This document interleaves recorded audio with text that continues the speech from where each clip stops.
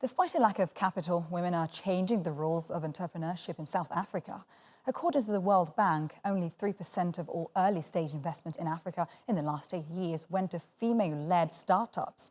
And because of historic disadvantages, the numbers are lower for black women. Ntshepeng Motema reports from Johannesburg.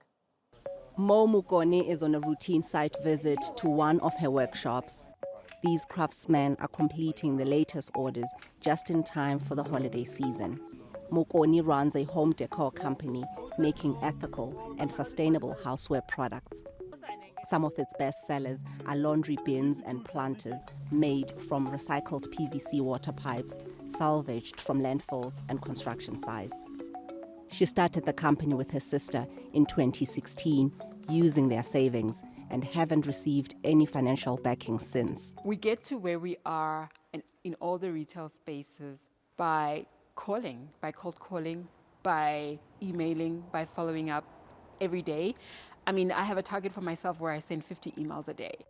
In addition to their online store, the products are now sold by some of the biggest retailers in South Africa and the United States.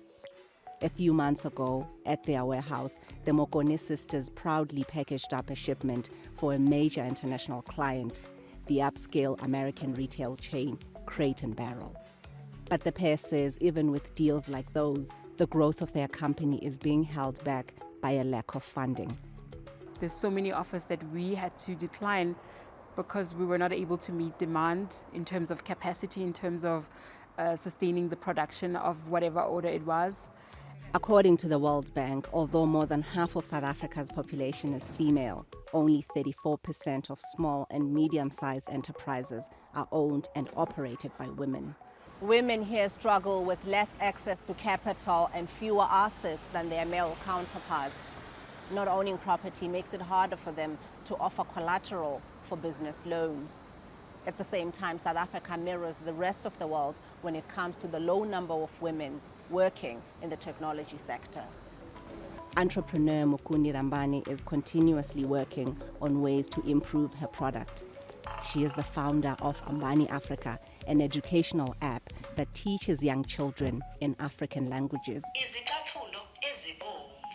She's also one of the few black women in the educational tech sector to have received significant seed funding. The initial funding, whatever grant funding, whatever investment you can get is quite important and is really the difference between a business that can have longevity and a business that can make it and one that can't, particularly in this technology space where you do in fact need to be able to build certain technology in order to put it out there. One of Rambani's favorite things to do is to explore the app with her nephew. She launched it in January as a gaming platform promoting the use of local languages. With access to funding, it's now grown into a multifaceted teaching resource that's attracting users of all ages around the world.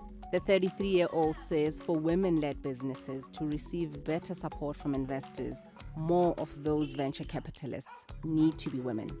Not only in business do we need that change, but I think also in the VC space, the people that are selecting the businesses that get to be invested in, I think it's important that we also have women representation in that space as well. That way, as South Africa and the African continent continue to see a boom in startups, the women who own them won't get left behind. Ntshepeng Motema, TRT World, in Johannesburg.